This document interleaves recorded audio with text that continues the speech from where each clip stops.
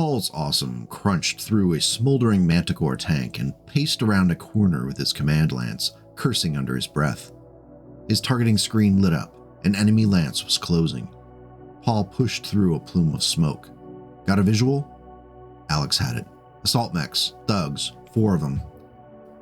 Lifting his thug's right arm, Sangshao Cristobal tapped the firing grip's trigger and speared a light horse mongoose with a jagged bolt of artificial lightning. The light recon mech staggered under the heavy impact of charged particles. As the pilot recovered his balance, Cristobal could see the endosteel framework of the mech glowing faintly where the PPC blast had burned through the relatively thin armor. Valiantly, the light horse warrior tried to reply, triggering all 3 medium lasers.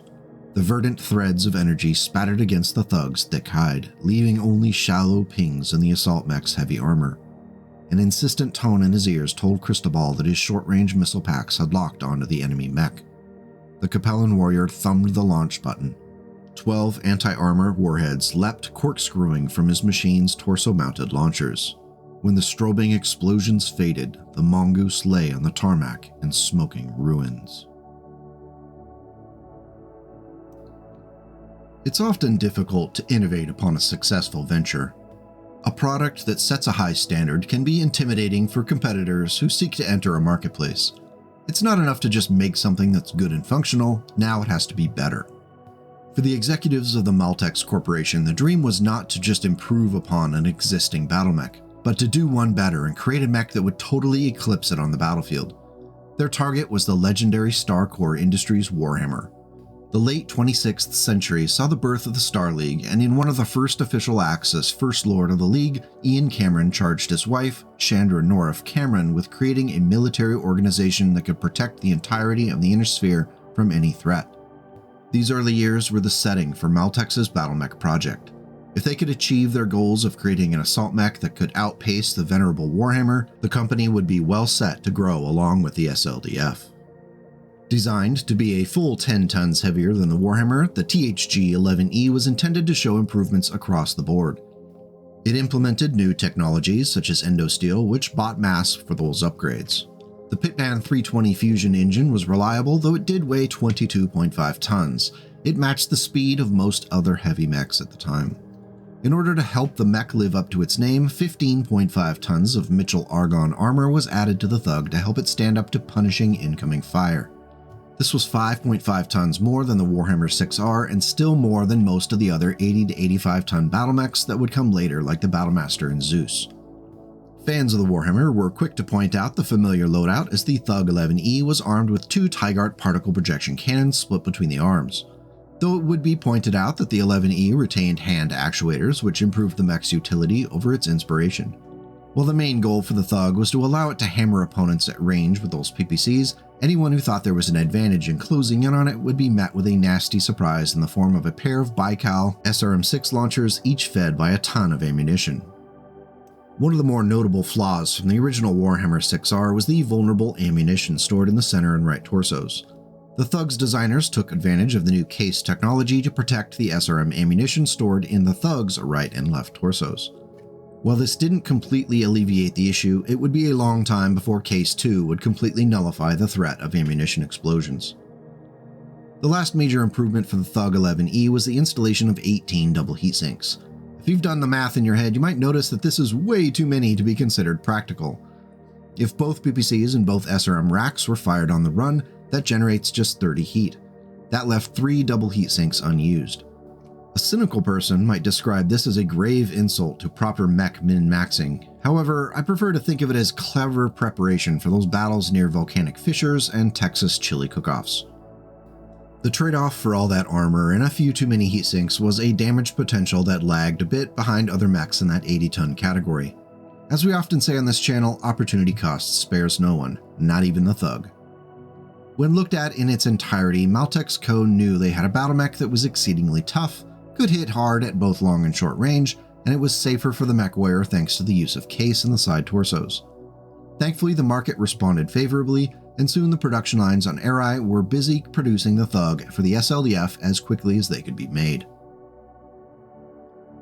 Alex fired lasers at Chick's Marauder, running toward the ramp Christie was scrambling up. Rob rammed the Thug with his weakened Warhammer. The Obsidian mech fired both short-range missile groups of the Warhammer directly into its chest, causing it to explode.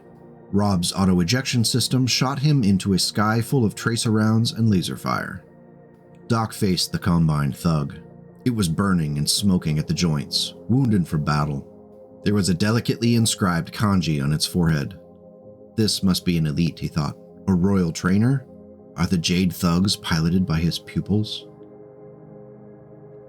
As the SLDF grew, so did the popularity of the Thug in heavy and assault lances. By the Reunification War, the 11E was well established and valued as a brawling assault that could contribute to a fight at any range. Due to this success, Maltech sold a license for production out to Earthworks Incorporated, which set up their own production lines on Keystone. As it turned out, this licensing agreement was fortuitous for the Thug, as the Maltech's co-production lines on Eri were destroyed by unidentified forces in 2835 during the Second Succession War. The details on this event are non-existent, but Maltech was hobbled as a company, leaving Earthworks as the only producers of the Thug. In the dark days of the Succession Wars, most of the great houses fielded at least a few Thugs, and by all reports, the mech continued to perform well. Unfortunately, as was the case with so many other advanced SLDF-era designs, repairing battle-damaged machinery became difficult, then impossible. What Thugs weren't destroyed ended up gathering dust in storage bays because the endosteel frame couldn't be repaired. The Earthworks production lines continued to produce roughly a dozen new Thugs a year, but eventually they were forced to downgrade the design as logistics and technological know-how was strained to the breaking point. The 4 80-ton mechs smashed through broken buildings, raining glass, ferrocrete chunks, and twisted frames of metal. Each one was delicately illustrated with crimson and gold dragons on jade paneling. One Thug had obsidian paneling with a shimmering jade helmet and gloves. They seemed too costly to risk in a battle, too immaculate and priceless. That downgraded Succession War Thug was designated the THG-10E, and it reflected all the usual changes seen in such designs. The standard structure was heavier, and that forced the downgrade of the short-range missile launchers from 6 to 4 missiles per launcher. Additionally, the ability to create case for protecting ammunition was lost. Downgrading to single heat sinks, 1 more was added to the mech. However, 19 heat dissipation paled in comparison to the original 36 of the 11E. Finally, a full ton of armor had to be shaved from the mech to help it make weight. The final result was a noticeably less potent battlefield threat. In an interesting twist of fate, the Warhammer enters back into our story as an unforeseen lifeline for the Thug. Rather than being phased out, the production of the Warhammer intensified throughout the Star League years and into the Succession Wars. When Earthworks had trouble finding new Tigart particle projection cannons for their Thugs, it was the Donnell PPC, which was readily available thanks to the Warhammer, that saved the day. Earthworks was able to retrofit the Donnell design to fit in the Thug, and production could continue. Once the fix was advertised, existing Thugs, which had taken damage to their PPCs, could get them replaced. Again, this extended the life of the Thug. Battle reports for the Thug 10E were still favorable, and it was one of those cases where a Succession Wars downgrade was not too punishing. While it did need to start watching its heat generation and avoid taking too much damage to that right torso where the SRM ammunition was stored, this made it easy for Earthworks to not tamper with the design until the War of 3039. By that point, the Thug could be found among the Capellans, Draconis Combine, Fed Sons, and Lyrans, with even a couple of mercenary units like the Elysian Lancers and 15th Drakon Mercenaries proudly fielding a few Thugs in their ranks. With the rediscovery of the Star League-era technology, it was a no-brainer for Earthworks to return the Thug to its former glory with the 11E. Still produced on Keystone, the new Thug saw a return to the endosteel construction, SRM-6s, and case protecting their ammo. It had to be a proud moment for the company to finally bring it back. Of course, with all the new technology, it was only a matter of time before someone was bold enough to try something new with the revitalized Thug. With the clan invasion and the reveal of the existence of the Comguard, the Thug would see additional attention. The assault mech was well represented within the ranks of Comstar's powerful forces sent to defend Terra from the seemingly unstoppable invading clans. The Thug 11E stood alongside other mechs like the Highlander, Atlas, and King Crab to create a wall that the clans could not penetrate. Racing up a wide boulevard, a white Thug appeared from around a corner. Its pair of particle projection cannons flashed white-blue, both hitting his left side and arm. His summoner twisted to the left under the impact, and he felt the armor slough off onto the street. Simrel returned the favor with his extended range PPC and LB-10X autocannon. Both hit, with his autocannon also riddling a building behind the thug with 2 or 3 wild rounds. The hulking white Comstar battlemech fell back, out of line of sight. "That thug belongs to me," he said through gritted teeth. In 3067, 2 variants of the thug would make their appearance sporting some advanced technology. The THG-12E maintained the overall theme of the mech but upgraded the 2 PPCs to the ER variety. The 17 double heat sinks allowed the 12E to run and gun with both of them without worrying about heat issues. The 2 traditional SRM-6s were in place in the side torsos but only fed by a single ton of case-protected ammunition. Finally, an improved C3 computer was installed. It retained the 15.5 tons of armor, though a few points of it were shifted from the back torsos to the front. As far as Comstar and the Word of Blake refits go, the 12E is quite solid. It retains all the things that make the thug, and makes it an even more dangerous threat at long and short range. I can't find too much to complain about here. Its worst sin is some heat buildup with alpha strikes while on the run, but that's the nature of the beast whenever you get ERPPCs into the mix. The other variant from 3067 was known as the Thug 12K, and it was sold from a new production line set up by Maltex on Eri, who had recovered enough to begin producing mechs on their own again. It was similar to the 12E with dual ERPPCs, 2 SRM-6s, and 17 double heatsinks, but instead of the improved C3 computer, a Guardian ECM suite was added to the center torso, and a C3 slave system added to the head. I appreciate our Operation Sneaky Sneak version of the thug, as the entire idea of the thug being stealthy amuses my primitive mammalian brain. Just 1 year later, in 3068, a more significant refit of the thug was spotted. Designated the 13K, the traditional dual PPC and SRMs were swapped out in favor of 3 heavy PPCs and a pair of medium pulse lasers. The PPCs were split between the right arm, left torso, and right torso, and the 2 medium pulse lasers were put into the left arm. Finally, an improved C3 computer was added to the center torso. The 13K's potential 45 damage and 15 damage chunks challenged the traditional assumption that the thug was undergunned for its weight. Unfortunately, the designers were able to accomplish this feat through the cardinal sin of adding an XL engine to a zombie mech. It also shaved off a half-ton of armor to make the build work. The mech's 16 double heatsinks are woefully inadequate to deal with the 45 heat generated by the 3 heavy PPCs in all but the most dire of circumstances. The Thug 13K is a mech you deploy when you absolutely need a target destroyed, but you aren't too interested in the thug returning to base afterward. I suspect that would make it perfect for the Word of Blake. Our next variant is technically a refit of a single thug piloted by Major Sandy Reich of the Wild Geese. The Wild Geese were a mercenary unit that operated as a quasi-special forces unit for Ian and later Hans Davion within Federated Suns territory. In their early years, they actively adopted AFFS schemes and procedures to allow for their operations to seem as though they were regular soldiers. For more than 40 years, the Wild Geese carried out special operations and infiltration missions that required a level of plausible deniability should things go sideways.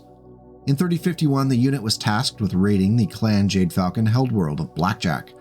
The experience nearly wiped out the unit as the Geese faced down warriors with skills and technology beyond those of standard house forces. By the time Major Sandy Reich joined the Wild Geese in 3060, the mercenary unit had recovered and were operating under their own official banner. They saw meritorious action during the Capellan St. Ives War and even helped the Blackwell Lancers in their retreat from Ambergrist, which prevented their complete destruction. Reich's Thug 11E benefited from a Clan Tech refit which swapped out the PPCs for Clan ERPPCs and twin SRM-6s. Each launcher was fed by a single ton of ammunition and protected by case. The 16 double heatsinks could handle firing both ERPPCs while on the run, and the Streak SRM-6s made sure each missile counted in the firefight. As great as the Clan weapons are, my favorite upgrade has to be the addition of 4 jump jets, which push the mech's movement profile to 464. So now we have a jumping thug that can hammer foes with twin Clan ERPPCs consistently. What's not to love here, folks? The most recent thug variant is the THG-13U, and it was first spotted in 3137 thanks to the Maltex Corporation, who sought to once again update the battlemech with new technology. It didn't stray too far from its roots as a brawler, though it did have some interesting bells and whistles. The structural changes to the 13U included triple strength myomer and the replacement of traditional standard armor with 17.5 tons of ballistic reinforced plate. For the uninitiated, this type of armor reduces the effectiveness of incoming fire from ballistic and missile weapons by 50%. With the existing endosteel, this left precious few internal locations open for equipment and weaponry. The addition of a supercharger in the center torso allowed the 13U to accelerate closer to the target at an exceptionally high speed for an 80-ton battle mech. With it and the possibility of triggering the speed advantages that come with triple strength myomer, the movement profile of the Thug 13U is a bit of a mess. If you're unfamiliar with either TSM or the supercharger, this Thug could be a crash course on both. Have the tech manual handy. It's worth noting that the benefit of the triple strength myomer extends to physical attacks where it doubles the damage. For an 80-ton Thug, that's 16 times 2 or 32 damage. That's enough to kick the leg off of many medium and even some heavy battle mechs. Beware the kicking Thug. Armed with 2 snub-nosed PPCs split between the traditional arm locations, the Thug 13U gives up a bit of its long-range punch. In exchange, 4 MML3s split between the left and right torsos offer an opportunity to bolster that long-range fire if carrying LRMs in the ammo hoppers. The 2 tons of ammunition could be 50-50 LRM and SRM, and thankfully the right torso, or where both are located, is protected by Case 2. Overall, the 13U is a tempting if somewhat lackluster addition to the Thug pantheon. Its speed is absolutely a big plus, and it would surely be a solid fighter up close. However, if you're looking for something flashy and high profile, the 13U may find it difficult to provide the razzle-dazzle. And before we wrap up and put a bow on this Thug, I did want to take a stab at my own totally unofficial and non-canon Mechfrog variant. It would fit in well with the previous variants and doesn't wander too far from home as a brawling assault. The only structural change I made to the original 11E was the installation of an XL gyro to buy a few extra tons of mass that will be useful later. While this does make the mech slightly more vulnerable to gyro hits in the center torso, I felt like it was a fair compromise and avoided adding engine critical hit locations to the side torsos. The MF retained the 15.5 tons of standard plate, and it carries 16 EE sinks. As far as weaponry and equipment goes, the 2 primary weapons are a pair of plasma rifles split between the arms. Each is fed by 2 tons of ammunition also stored in the arms. Backing it up at the closer ranges are the tried and true SRM-6 launchers split between the side torsos. Each launcher is fed by its own ton of ammunition, both are stored in the left torso and protected by Case 2. Finally, those 2 tons harvested by the XL gyro were invested in a pair of ER medium lasers to add some additional punch to the battle mech. Under normal operations, the Thug MF can run and gun with those 16 double heat sinks, though some decisions might have to be made once the SRM-6s are in realistic firing range. A full alpha strike on the run would put the mech at 8+ into the red, which isn't horrific but will limit options in the subsequent turn. Still, the prospect of doing a possible 54 damage at short range is not something you just ignore. Plus the 1d6 heat added to the target battle mech by each plasma rifle could put your target in a similar heat quandary. Overall, I think the Thug MF would be a blast to play, and I think I might have to deploy it against Minifrog the next time we head downstairs to toss mechs around the table. If you want to give it a go, I've included the record sheet for it in the video notes below. So why do we love the Thug? It's big, tough, and has a face only a mother could love. It's the type of battle mech that may not take home the DPS trophy, but also ignoring it could be a recipe for disaster. It's the guy at the bar who looks like he enjoys a meal, but when the chips are down, he can take a hit and dish out plenty in response. I appreciate the lore connections to the Warhammer. I think it adds a bit of realism anytime we get some healthy corporate competition in our War Machine fluff. Do you have a Thug story of victory or infamy? What's your favorite variant? Let me know in the comments below. We'll keep the discussion going. Thank you as always for coming by as we talked BattleTech. If you enjoyed the video and feel it was worthy, don't forget the thumbs up button and even hitting subscribe. It'll make it much more likely you'll see my nonsense in the future. For those who have taken the extra step of becoming channel members or supporters on Ko-fi, thank you very much. Without this, none of this would be possible. Until we meet again, please take care of yourself and your loved ones by making this world a slightly better place today and tomorrow.